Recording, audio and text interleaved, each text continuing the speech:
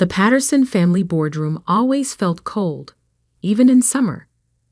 Maybe it was the steel gray walls or the floor-to-ceiling windows that looked out over Manhattan, but today it felt especially frigid. I sat at the massive oak table, my hands folded neatly in my lap, watching my father pace like a caged lion. Marcus Patterson wasn't used to waiting. As CEO of Patterson Industries for the past 30 years, he was used to others waiting for him. But today was different. Today, he had to wait for the family trust lawyer to arrive for what he thought would be a simple meeting, cutting off his only daughter from her inheritance. My brothers, James and Andrew, sat across from me, identical smirks on their faces. They'd always been Dad's golden boys, following his playbook to the letter. Business school, management training, corporate ladder climbing. Meanwhile, I'd chosen a different path. Finance, investment banking, private equity. Waste of time, Dad had called it.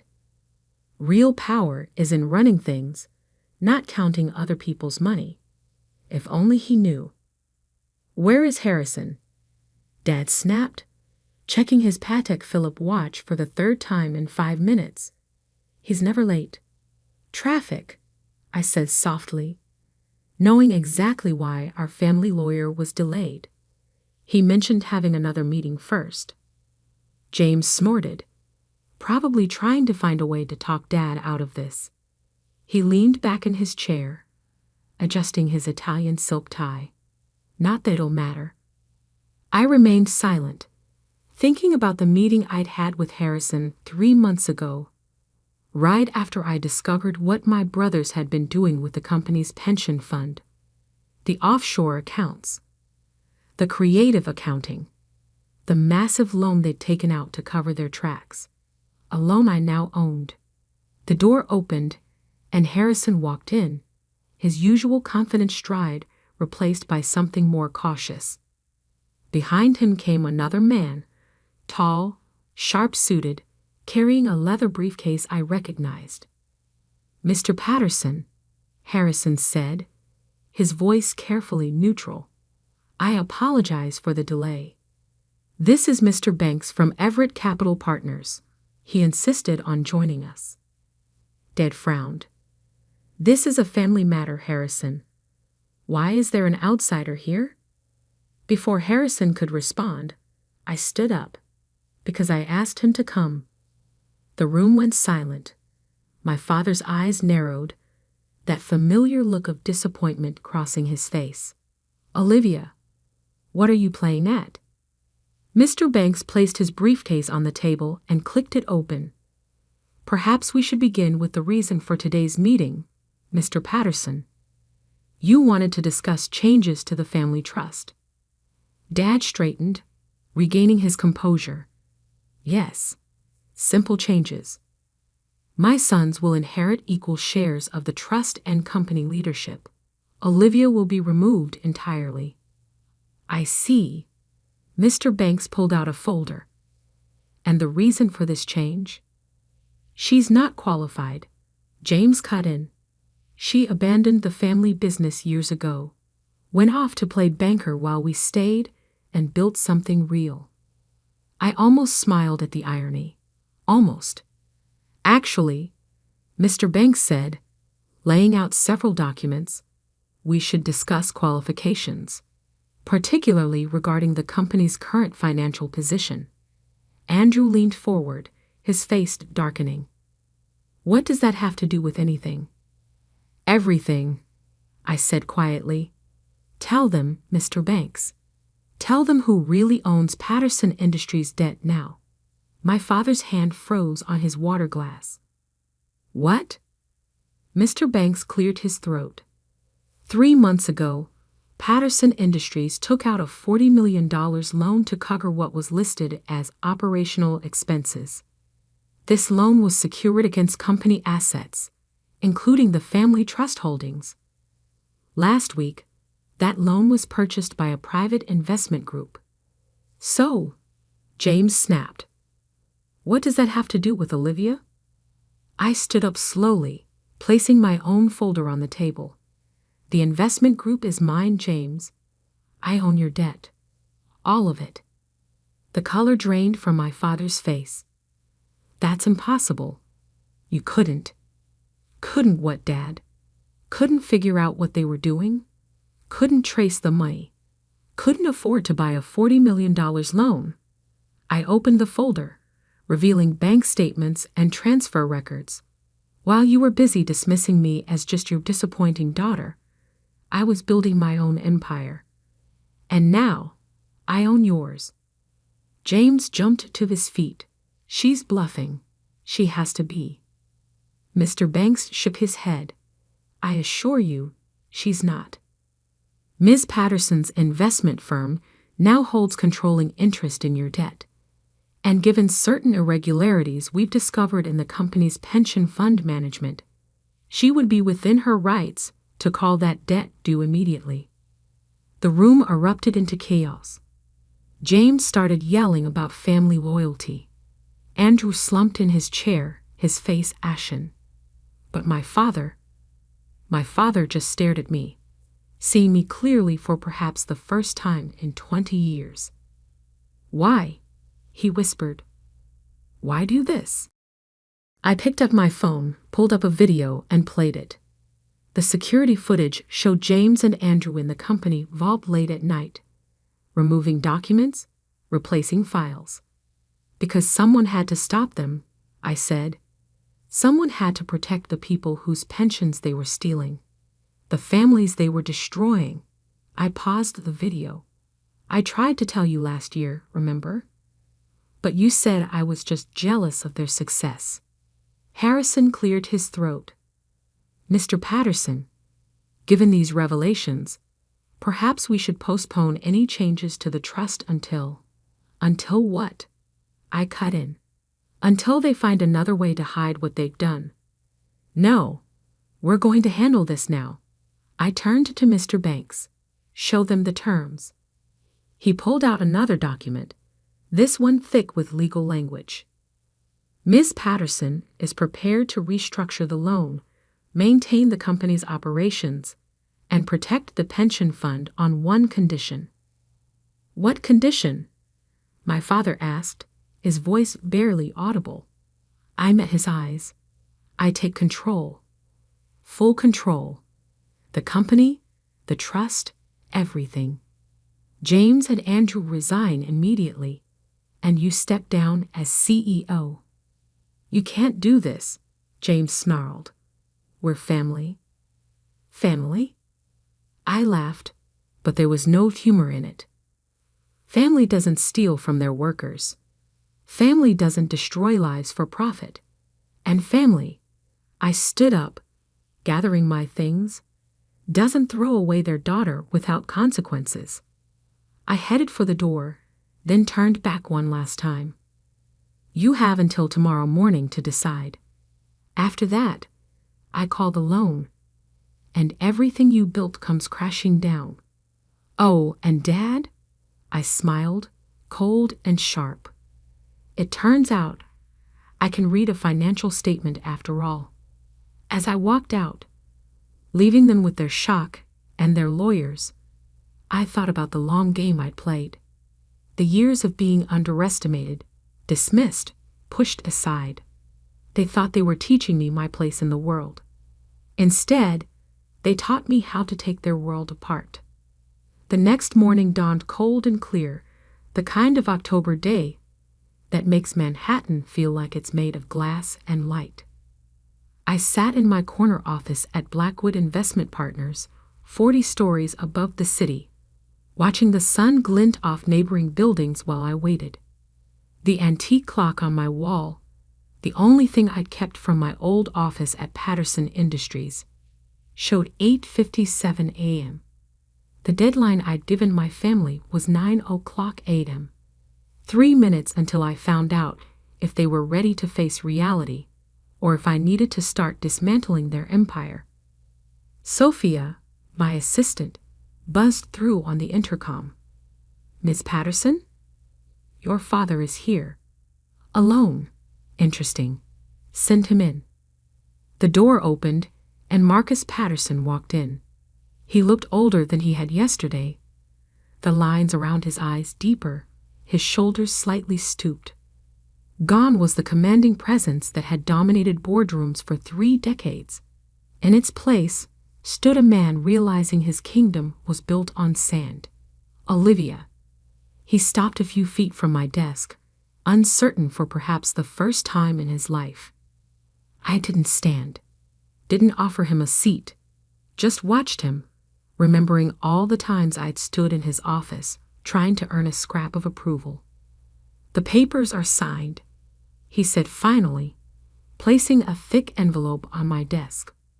Full control of the company, the trust, everything. James and Andrew submitted their resignations this morning. I picked up the envelope but didn't open it. Where are they? James is meeting with his lawyer. Andrew is probably at the airport by now. Said something about needing time to think. Running away, I translated. Like always. Dad flinched. They're still your brothers. Are they? I stood, walking to the window. When was the last time they acted like it? When was the last time any of you treated me like family? We were trying to protect you. I turned sharply. Protect me? By stealing from people's pensions? By cooking the books? By trying to cut me out of my inheritance? That's not. He started, then stopped. Sank into one of the leather chairs facing my desk. I didn't know about the pensions, about what they were doing. I should have. But you didn't want to see it. I finished. Just like you never wanted to see me. He looked up, his eyes red-rimmed. How long have you known about what they were doing? I walked back to my desk, pulled out a thick file. I started suspecting something last year when I was reviewing some market data. Patterson Industries reported earnings didn't match its cash flow patterns, so I dug deeper. Opening the file, I spread out documents across my desk. Bank statements, transfer records, emails between James and Andrew discussing how to hide their tracks. They started small, I continued. Skimming from the pension fund, using the money for personal investments. When those went bad, they took more to cover their losses. By the time I found out, they'd stolen nearly $30 million. Why didn't you come to me? I did. My voice was ice. Last Thanksgiving, remember? You said I was just trying to cause trouble, that I should focus on my own life instead of interfering with theirs. He remembered. I could see it in his face. So I did exactly that, I said. I built my own investment firm. Made connections. Waited for them to make their next move. When they took out that loan to cover the missing pension money, I was ready.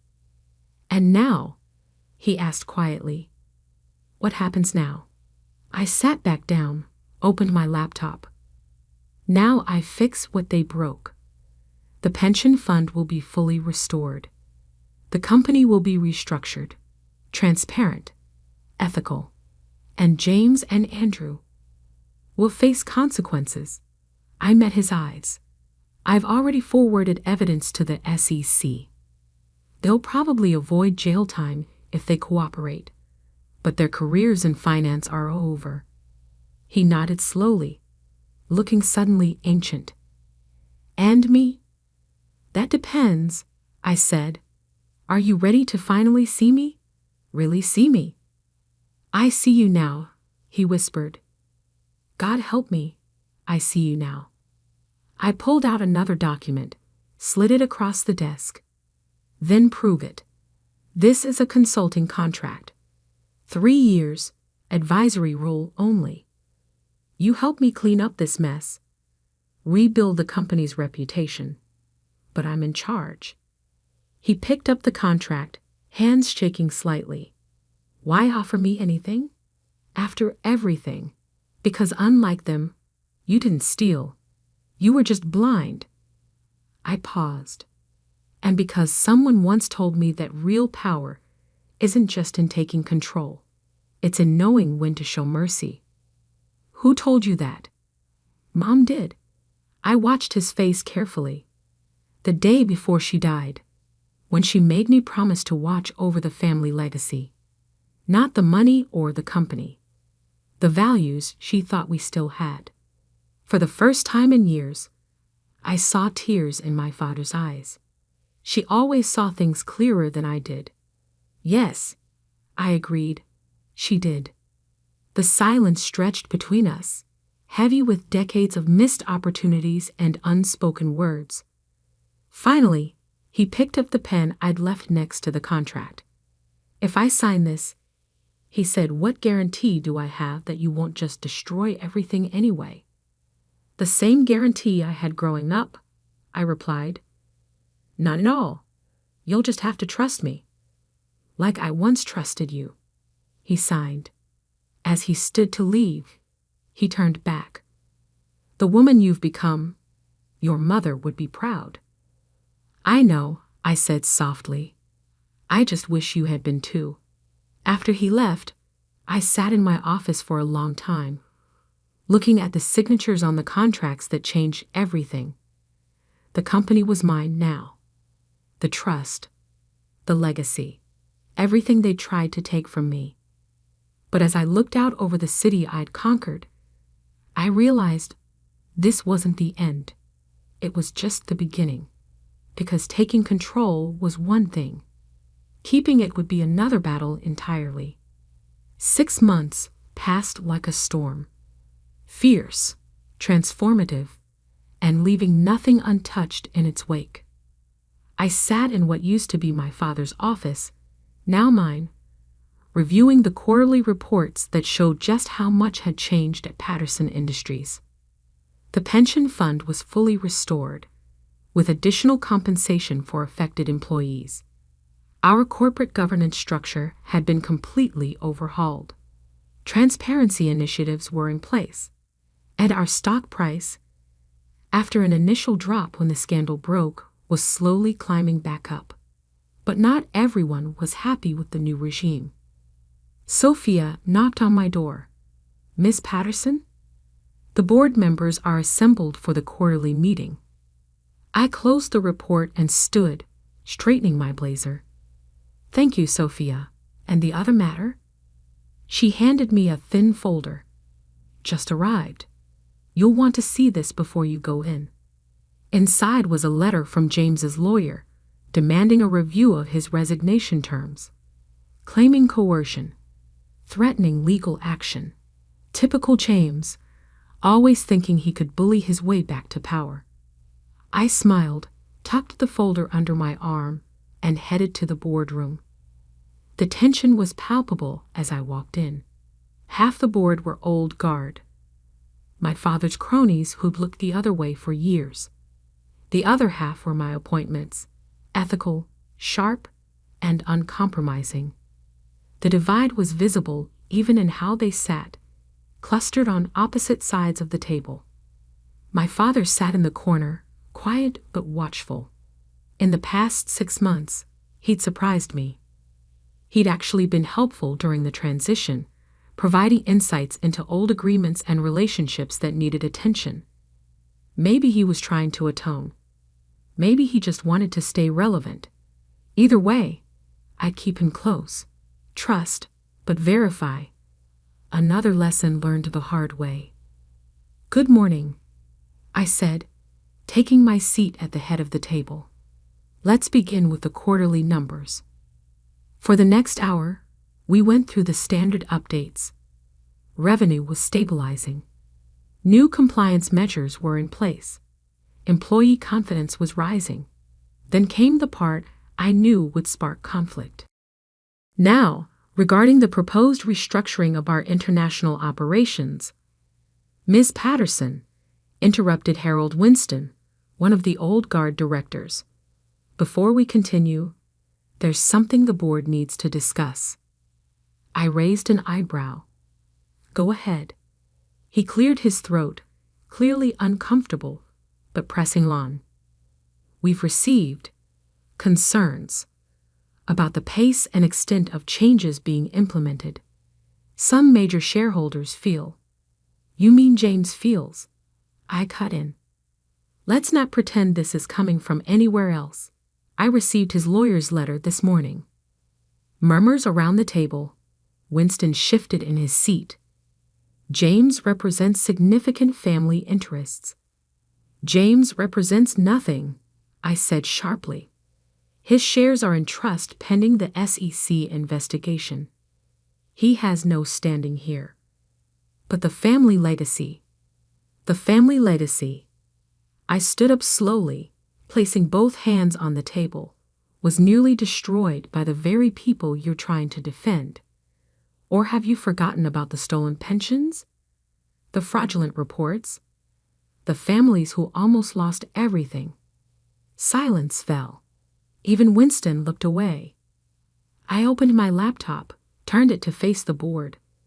Since we're discussing family interests, let me show you something. On the screen was a series of emails, old ones, dating back years, showing board members, including Winston, being warned about irregularities in the company's finances. Warnings they'd ignored. I've been very generous, I continued. When I took control, I could have cleaned house entirely, reported everyone who turned a blind eye. But I believed in second chances. I closed the laptop. Don't make me regret that decision. The message was clear. The old guard slumped in their seats. Now, I said, sitting back down, shall we return to the international restructuring? The rest of the meeting proceeded smoothly. Afterwards, my father lingered behind. That was well handled, he said quietly. I learned from watching you, I replied. The good and the bad. He nodded, understanding the double edge in my words. James won't stop, you know. He'll keep trying to find a way back in. Let him try. I gathered my papers. I'm not the same person he could push around anymore. No, my father agreed. You're not. He paused at the door. Your mother? She always said you were stronger than all of us combined. I never understood what she meant until now. I watched him leave, thinking about how much had changed. Not just in the company, but in me. That evening, I had dinner with Harrison, our family lawyer, now one of my most trusted advisors. James filed the lawsuit, he said, passing me the documents. Claims emotional distress, undue influence, the usual desperate allegations. I skimmed the filing, then set it aside. Let him waste his money. We have everything documented. He's also been reaching out to old business partners, trying to rally support. I know. I sipped my wine. That's why I've been meeting with them myself. Amazing how quickly loyalty shifts when you show people proof they were being deceived for years. Harrison studied me over his glasses. You've thought of everything, haven't you? I had to. I looked out the restaurant window at the city lights. They taught me that.